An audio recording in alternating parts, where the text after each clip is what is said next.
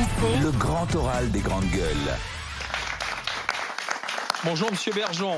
Bonjour. Le film s'appelle Au nom de la terre. Il sort au cinéma demain. C'est avec Guillaume Canet, c'est avec Rufus, avec Anthony Bajon, Samir Ghesmi. Et Virle Bettens, important le rôle de la femme. Effectivement. Alors, on y est très sensible dans les GG à ce sujet, parce que vous savez qu'on a un agriculteur dans les grandes gueules. Je sais que vous écoutez les grandes gueules.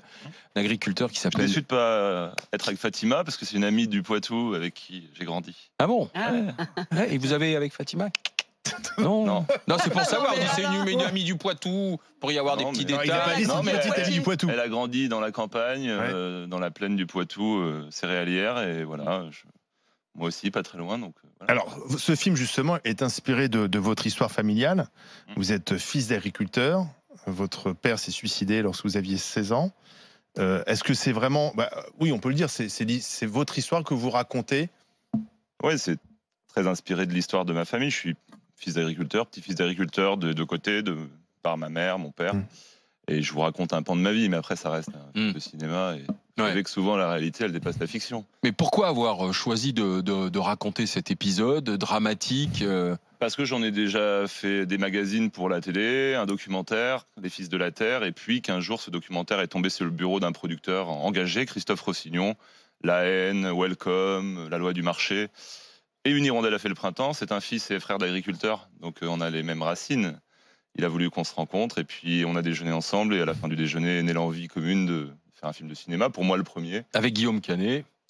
Qui est rentré de la même manière. Il a été bouleversé par le documentaire et il voulait en faire un film comme cinéaste, lui, au préalable. Donc il était très engagé déjà avant même d'être le comédien principal du film. Ouais. Il est très convaincant, Guillaume Canet, en agriculteur. D'ailleurs, ils sont tous... moi, je trouve que le fils, notamment Anthony Bajon, qui joue le fils, il est formidable. Il fait une belle distribution. On est vraiment dans la vie de cette famille d'agriculteurs. Ça commence bien quand Guillaume Canet, le personnage, rachète la ferme de son père. Il a plein d'espoir. Et puis après, il va rentrer dans un système, le système agricole français, avec la pression de l'argent, la pression aussi du rendement.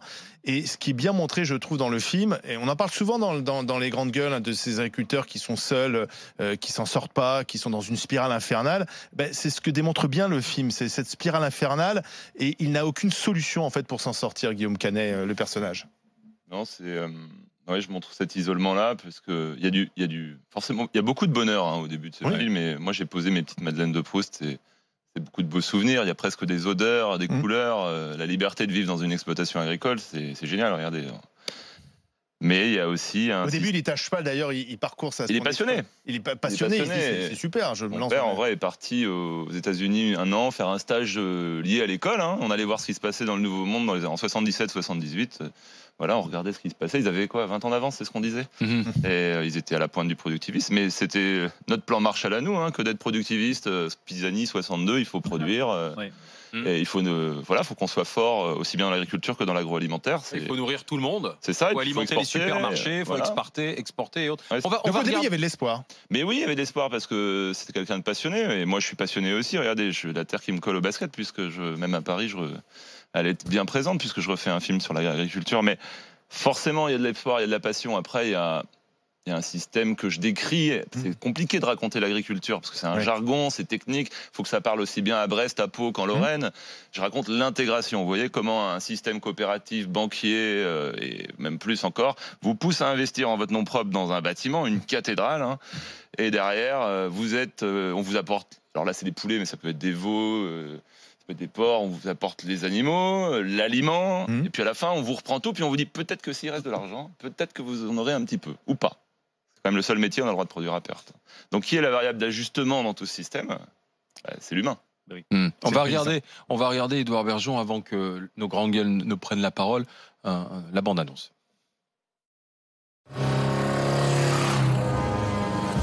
Et voilà le propriétaire des Grands Bois. Bon, l'important, c'est que ça reste dans la famille. il n'y a plus de trésorerie là, on est à sec. Monsieur Jargeau, les avoirs de trésorerie, ça commence à faire beaucoup. Surtout cumulé avec l'ensemble des prêts. C'est quoi ces conneries? Tu vas te remettre un crédit sur le dos? On voit bien, là, votre nouveau bâtiment. Il y en a qui disent que ton père, il se la pète, hein. Pareil que t'es dans la merde. Si tu m'avais écouté, au lieu d'aller foutre la main dans le système... T'étais jusqu'au cou. dans le système. Moi, au moins, j'étais libre. Et qu'est-ce que tu veux, en fait? Qu'est-ce que tu cherches? Qui se démerde. Pour s'en sortir, il n'y a qu'une seule solution, c'est de partir. Moi, papa, je prendrai la suite au Grand Bois. C'est fini, les grands bois. Si tu passais. Au nom de la terre, le film d'Édouard Bergeon avec, entre autres, on va le dire, Guillaume Canet, Madame Zora Bitan, bouleversée par le film. Tu l'as immédiatement mis sur les réseaux sociaux hier soir. J'ai trouvé que c'était un film. Dans les films de société, on peut s'attendre à tout. De la caricature, de l'excès, etc. Dans le vôtre, il y a vraiment une justesse. On est dedans, on est avec les personnages. Il est très simple comme film, mais il est très fort. Il est très fort parce que d'abord, nous, citadins urbains, moi, j'ai pas du tout vécu à la campagne, mais en même temps, je me sens proche de ce milieu. Vous avez une assiette devant vous tous les jours. Ouais. Qui la remplit. Exactement. Non, mais c'est pour ça que je suis très sensible. Non, mais c'est ça en fait. C'est que je pense qu'il y a une universalité déjà de la famille Bien et puis sûr. de l'assiette qu'on a devant nous. Et cette assiette, c'est notre santé. Non, puis mes parents étaient des paysans, des agriculteurs en Algérie. Donc vous êtes une fille de la terre aussi, vous voyez. Oui. Mais de toute façon, ça me touche ce monde, forcément. C'est comment on peut pas avoir l'agriculteur dans sa vie tous les jours. C'est effectivement vrai.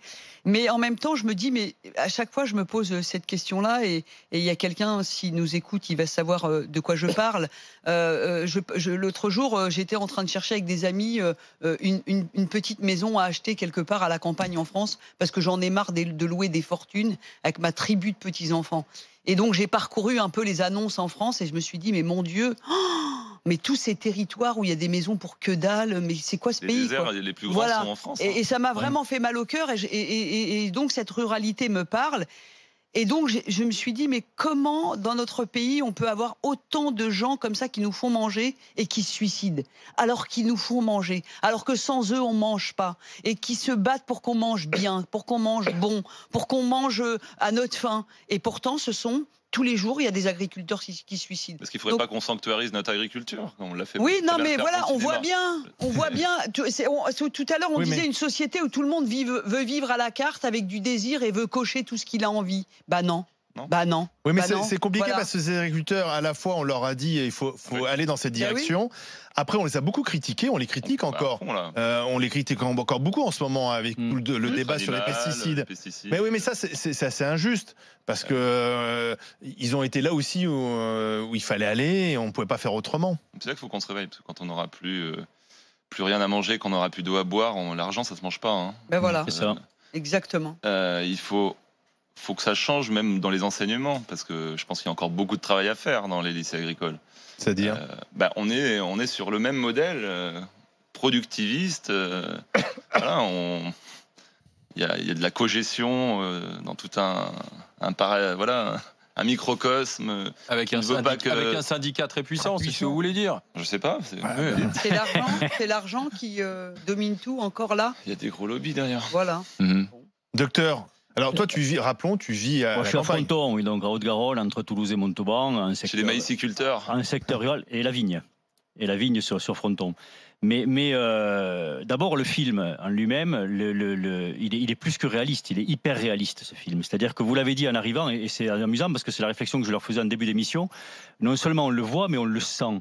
C'est-à-dire quand on est du monde rural, les odeurs, on les retrouve dans les images, quoi. Les tenues, on les retrouve dans les images. Les couleurs, on les retrouve. Je veux dire, c'est une description, mais tellement fine qu'elle en devient hyper réaliste. Du documentaire, hein, c'est mon ADN d'être journaliste et documentariste. La deuxième chose, c'est qu'on assiste tout au long du film à cette dépersonnalisation, c'est-à-dire cette perte de capacité à avoir la main et la décision sur son avenir, qui progressivement atteint le héros et qui, avec la puissance donc à la fois des banques, à la fois de la finance, à la fois des producteurs à la fois de poulets et d'aliments avec qui il passe marché, et il devient progressivement d'homme, il passe au rang de outil. On l'utilise, ce que je leur dis, on l'utilise, on l'use, on l'esquinte et on jette l'outil. À un moment donné, docteur, je ne sais pas si tu te souviens, mais c'est son fils qui dit, mais mon père, c'est parce qu'il est dépressif, il devient violent, mais mon père, il est malade du travail. En fait, il passe tellement de temps à travailler que ça devient une maladie, une obsession. Oui. On en fait, que je te dis, on en fait des outils malades, et ils sont pas responsables, quoi. On les a mis là-dedans, et ils n'ont pas de possibilité, tu le disais, pour s'en sortir. Et on arrive au drame avec un agriculteur qui se suicide tous les 2 jours dans ce pays. Et la dernière chose... Tous les jours, 2 par jour. Non. Enfin, il y a tous les chiffres. Vous avez tort et pas tort. En gros, on était à 1 tous les 2 jours, les derniers chiffres, et les nouveaux chiffres de la Mutualité Sociale Agricole, la MSA, de début juillet, c'est 1 par jour. Mais en fait, si on compte 2 par jour, c'est qu'il y a les immatriculés MSA, il y a les retraités et les salariés. En chef d'exploitation, c'est plus d'1 par jour. Plus d'1 par jour. Et puis il y a les suicides. Non, et puis ne perdez pas de vue qu'il y a les suicides non déclarés. Il y en a beaucoup aussi. Ah oui, il y a les suicides maquillés pour que. Donc votre père, donc parce que il y avait en fait. Parce qu'il était soutenu. On le voit d'ailleurs, c'est un très beau film sur la famille. Sa femme, quand même, qui l'accompagne jusqu'au bout, ses enfants. Enfin, mais ça ne suffit pas, en fait. Mais non, mais il ne faut pas oublier qu'on vit dans l'agriculture entre le ciel et la terre, déjà.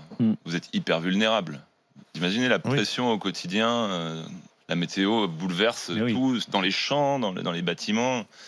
Vous êtes vulnérable aussi les crises sanitaires. Imaginez, vous avez fait assez de reportages pour voir énorme. Quand il y a un troupeau qui part ou qui est décimé, la pression familiale. Vous voyez, quand ils signent la reprise de la ferme, quand on signe ce que quelqu'un a créé, un père ou un grand-père ou plus encore, ça pèse lourd. Vous avez parlé du grand public, des consommateurs. Vous voyez, aujourd'hui, on veut les Clévo et Piloris. Les aides de Bruxelles, c'est des aides compensatoires. Il ne faut pas oublier que les matières agricoles sont pas payées plus cher qu'il y a 40 ans. Et qu'on donne des aides pour compenser. Même du temps de Chirac, ça. Non, mais non. Le lait, il vaut le même prix qu'en fin 70. C'est quand même dingue. Donc, et puis en plus, le consommateur, il veut aussi acheter de moins en moins cher ses aliments. Alors, c'est une question de choix. C'est une question de choix de société. C'est 11%, 11, 12, 13% la part de l'alimentation aujourd'hui dans le panier. On n'a pas de problème pour acheter ça. C'est vrai. Mais vous êtes en train de montrer le smartphone. Sauf que c'est notre santé, notre assiette. Et puis, vous le savez, c'est pas vous. Demain, 1 personne sur 3 sera atteinte d'un cancer. Comment C'est pas quel bord de la l'obésité. Comment votre film a-t-il été perçu par le monde agricole, même s'il sort en salle demain, mais ne serait-ce que par le bouche à oreille et autres. J'ai fait 80 avant-premières dans 80 villes, parce que c'est important de sillonner le pays avec ce film. Les agriculteurs se reconnaissent très très justement dans le film, parce que je raconte leur vie, parce que je suis un d'eux, donc ils me disent merci, et quelque part, je suis un peu leur ambassadeur, puisque j'ai la chance avec ma caméra d'éclairer quand même des zones d'ombre désertiques dont on se fout, mais... c'est incroyable. Les dirigeants de la FNSEA, ils ont vu le film? Yann Lambert l'a vu hier soir. Et alors, réaction? Elle vous reconnaît? Oui. Ben oui. Je ne juge personne dans ce film, vous l'avez vu. Je n'accable pas la FNSEA ou tel syndicat ou tel. C'est criant de vérité. Donc c'est une petite histoire agricole, la mienne, qui raconte la France agricole. Donc on le fait voir aux députés le 1er octobre. On essaie de le faire voir au ministre, mais l'agenda est très compliqué chez le ministre. Monsieur Guillaume, il a du temps libre, il peut regarder le film. De ce côté-là. Mais faire une séance pour lui. On parlait tout à l'heure du climat, mais au-delà de ça, c'est bien que aussi les Français, pour eux, ça devienne une proximité concrète et réelle. C'est pas, je veux dire, l'agriculture, les agriculteurs, manger bien, manger bon, les circuits courts, etc. Tout ce qu'on commence à percevoir, que j'allais dire que cette France rurale, elle devient notre France aussi. Il est là le problème, c'est cette fracture qu'on ressent tout le temps, en permanence, parce que c'est la France qui est loin, c'est la France qui est loin de tout. Et ce film, alors voilà, moi personnellement, j'étais pas loin, mais on est combien comme ça à penser que il y a la France parisienne, la France des grandes villes, et puis il y a le reste. Mais le reste, c'est la France, c'est la communauté nationale. Elle produit, elle fait plein de choses. Donc votre film, il va être aussi vachement sympa, et en tout cas, il va porter beaucoup de choses pour ça. Moi, quand je suis arrivé à Paris comme journaliste, je me suis dit, c'est pas la France. Paris, c'est pas la France. Voilà. Mais vous n'avez pas voulu être agriculteur, parce que c'est un film aussi sur J'ai viens d'obtenir mon BPREA, mon brevet de responsable d'exploitation agricole. Donc je reprends la terre de ma mère. Ah bon, vous allez reprendre? Ouais, on peut avoir plusieurs casquettes en France. Ouais, bien sûr. On comprend pas souvent. C'est quoi la terre de votre mère? C'est pour faire quoi?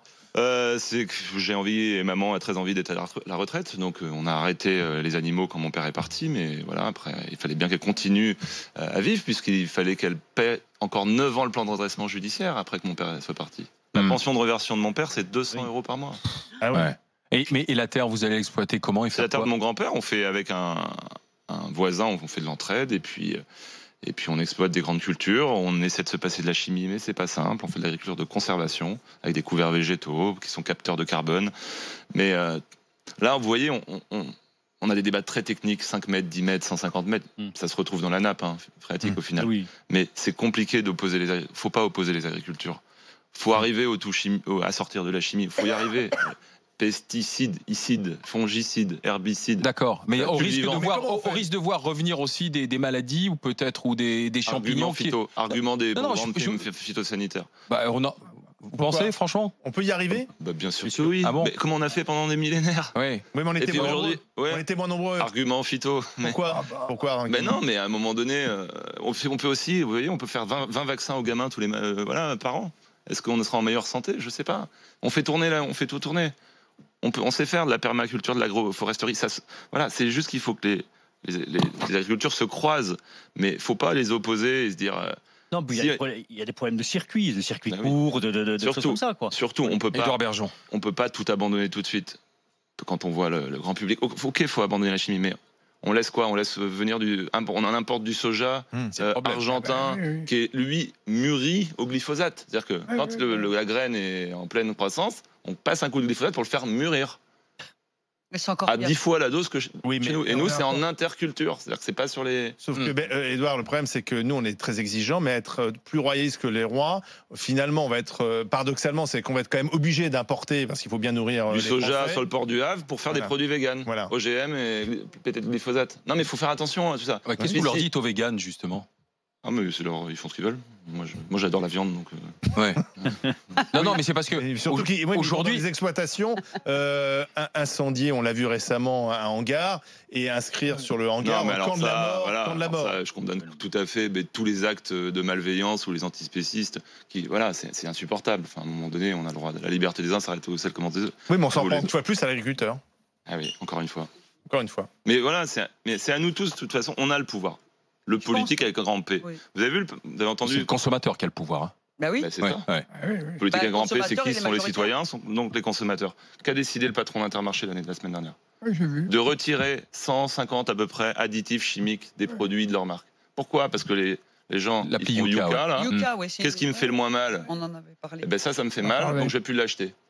Donc si on arrête d'acheter certains produits, les industriels, ils sont pas fous, hein. Ils vont changer leur composé ou alors ils vont produire différemment. Moi, l'application Yuka, je l'ai depuis à peu près 2 ans, alors que personne ne la connaissait. Et c'est vrai que... ça t'a fait changer ton mode de vie? Parce que quand tu fais... Alors, tu mets vachement de temps au début. Pour 3 heures à faire les courses. Et puis après, au bout d'un moment, tu sais. Mais c'est vrai qu'on voit bien la puissance citoyenne, parce que quand quelqu'un décide qu'il ne faut plus acheter tel produit, mais on dit que tout le monde n'est pas sur les réseaux sociaux, mais ça se sait super vite. Vous parliez d'éducation tout à l'heure. Si les parents d'élèves, à chaque fois, dans chaque village, se groupent pour que la cantine arrête de servir de la merde. Bah oui. FCPE va se mobiliser, je sais. Et qu'on consomme en circuit court, les agriculteurs du coin et tout. C'est pas plus cher. On a visité des villages là pendant les avant-premières où ça se fait. Mais ils sont obligés de prendre le gauche. C'est un film à voir. C'est signé Édouard Bergeon qui était avec nous aujourd'hui. Au nom de la terre. Demain dans les salles. Merci. Merci Édouard. Demain, notre agriculteur Didier Giraud sera là. Demain, notre agriculteur de Saône-et-Loire, il sera avec nous de 9h à midi avec David Dickens, directeur marketing, Étienne Liebig, l'éducateur, et à midi moins 20, Stéphanie Fugain. Stéphanie Fugain, le nom vous dit quelque chose. Vous vous souvenez, Laurette, sa fille qui est morte d'une leucémie, elle s'est engagée dans un combat pour le don de plaquettes. Elle est auprès des personnels médicaux et elle viendra justement nous raconter cela. Derrière la blouse, c'est le titre de son livre, c'est aux éditions Flammarion, et elle sera dans le grand oral des GG. Je n'ai qu'une chose à vous dire. D'abord, demain, allez voir le film d'Édouard. Passez une bonne journée et on se retrouve de 9h à midi pour 3 heures de direct, les GG, RMC pour la radio, RMC Story pour la télé. RMC. Alain Marchal, Olivier Truchot. Les grandes gueules.